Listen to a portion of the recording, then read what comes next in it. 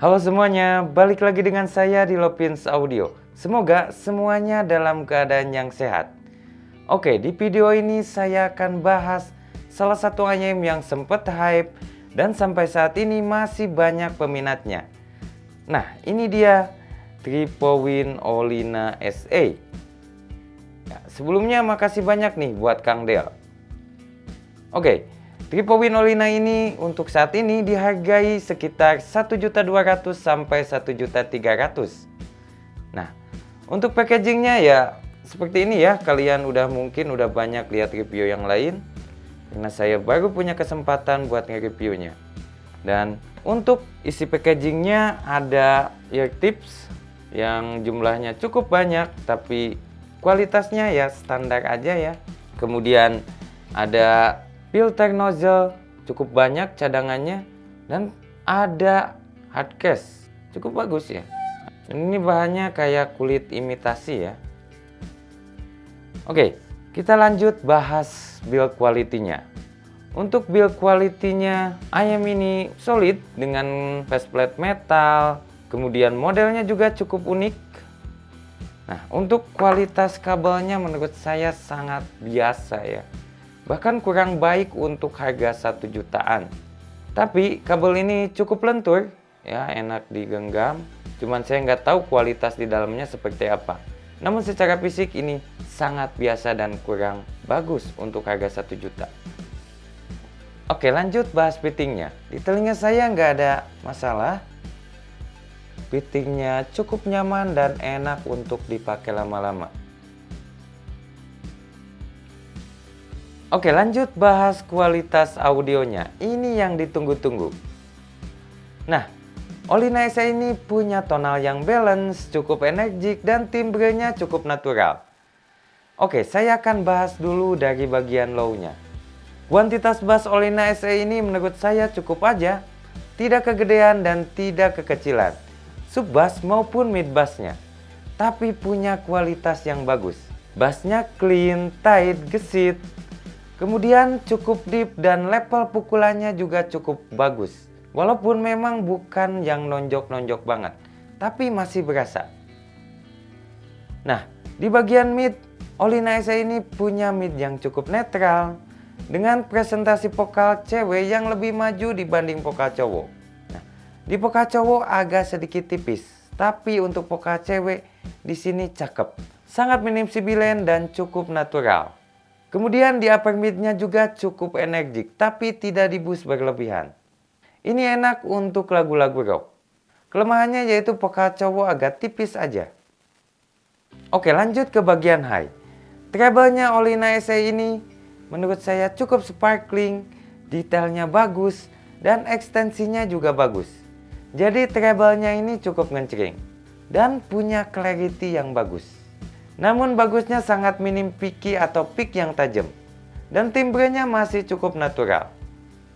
Oke, lanjut ke teknikalitas. Menurut saya Olina SA ini punya teknikalitas yang jadi salah satu yang terbaik di kelas 1 jutaan. Utamanya di bagian resolusi, imaging, dan separasi. Nah, untuk soundstage-nya menurut saya luas, tapi bukan yang luas banget. Dan lebih ke kanan kiri. Tapi overall teknikalitasnya sangat baik di kelas ini. Oke, lanjut ke perbandingan. Namun saya nggak punya Olina yang versi awal, jadi akan saya bandingkan dengan ini nih. Kiboom Lure, salah satu favorit saya di kelas 1 jutaan. Oke, secara fisik keduanya sama-sama solid ya, menggunakan housing metal. Namun beda di faceplate aja, dan modelnya juga cukup beda. Ya, ini selera aja ya. Kemudian untuk kabel, jelas di sini lebih bagus Kiboom Lure, lebih tebal juga. Cuman Kiboom Lure memang pakai sleeping gini jadi agak kaku ya. Cuman secara look ya kelihatannya lebih bagus aja. Jelas lebih cakep Kiboom Lure ya. Oke, kita akan bahas audionya. Kiboom Lure ini juga cukup balance, tapi dia lebih ke warm, lebih smooth dibanding Olina SA ini. Jadi tuningannya menurut saya memang arahnya sama-sama balance, tapi yang ini lebih ke arah yang agak sedikit bright aja kalau dibanding Kiboom Lure ini, sedangkan ini lebih warm. Namun untuk timbre Kiboom Lure lebih natural. Oke, lanjut ke bagian low. Keyboard Lure punya kuantitas bass yang sedikit lebih gede, lebih deep, lebih fun. Tapi Olina SE punya bass yang sedikit lebih gesit dibanding keyboard Lure ini. Oke, lanjut ke bagian mid. Keyboard Lure punya mid yang lebih tebal, lebih lebat, dan timbrenya lebih natural. Namun, vokalnya ini agak kurang lepas kalau dibandingkan Olina SE. Sedangkan di Olina SE punya vokal yang lebih lepas, kemudian vokal cewek lebih baik, tapi untuk vokal cowok lebih bagus di keyboard Lure. Overall, untuk kualitas vokal saya lebih suka ke keyboard Lure karena lebih seimbang antara vokal cewek dan vokal cowok. Tapi ini kembali ke selera teman-teman. Kalau teman-teman lebih mengutamakan vokal cewek, Olina SE jelas lebih baik. Oke, lanjut ke bagian high.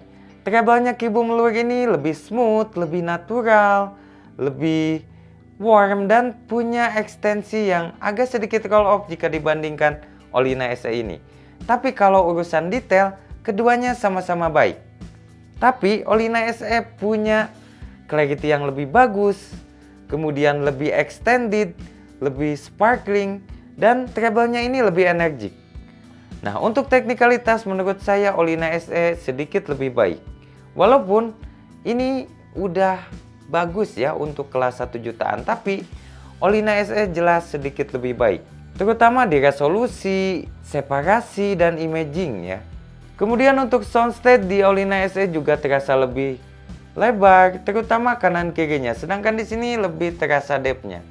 Tapi overall, menurut saya untuk teknikalitas masih lebih baik Olina SE. Oke, masuk ke K3S. Kesimpulan, keunggulan, kelemahan, dan saran.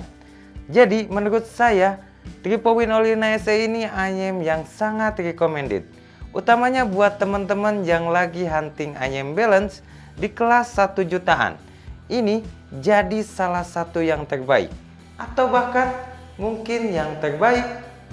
Nah, keunggulan Olina SE ini adalah punya tonal yang sangat bagus.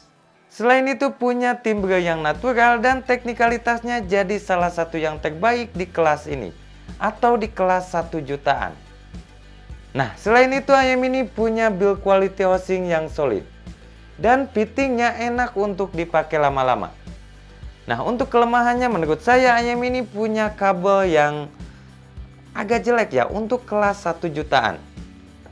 Kemudian kelemahan lainnya yaitu di sisi audionya, yaitu mungkin buat sebagian teman-teman tonal Olina SE ini agak sedikit tipis.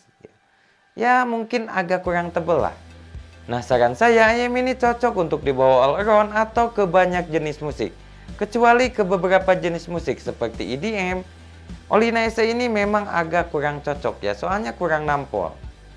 Tapi Olina SE ini lebih cocok menurut saya dipakai ke musik rock, kemudian untuk metalan, akustikan, J-pop, ini masuk semua.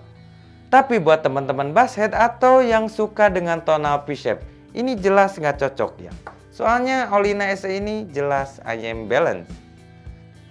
Nah, di video selanjutnya saya akan bandingkan Olina SE ini dengan SIMGOT IE500. Jadi ditunggu aja untuk review lengkapnya. Oke, sampai di sini dulu. Mohon maaf suara saya serak dan saya belum biasa di depan kamera. Oke, sampai jumpa lagi di next video. Salam Lopins Audio.